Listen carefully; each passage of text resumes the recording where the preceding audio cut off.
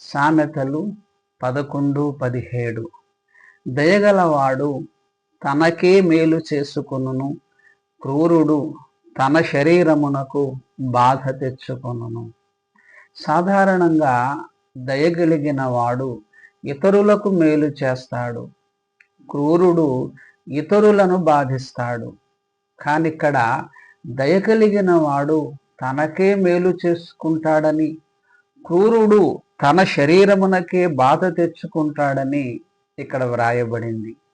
అంటే అర్థం ఏమిటంటే, ఇతరుల పట్ల మనము దయగలిగి వారికి మేలు చేస్తే దేవుడు కూడా మనకు మేలు చేస్తాడు.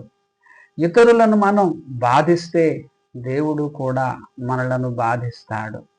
పరుల పట్ల మనం ఎలా ప్రవర్తిస్తామో దేవుడు కూడా మన పట్ల అలాగే ఉంటాడు. దేవుని నుండి ప్రేమను పొందుకోవాలని ఆశపడుతున్నామా? అలా అయితే పరులను ప్రేమించటం నేర్చుకోవాలి. దేవుని నుండి క్షమాపణను కోరుకుంటున్నామా? అలా అయితే పరులను మనం క్షమించటం నేర్చుకోవాలి. దేవుని నుండి మనము సహాయాన్ని ఆశిస్తున్నామా? అలా అయితే పరులకు మనం సహకరించటం నేర్చుకోవాలి.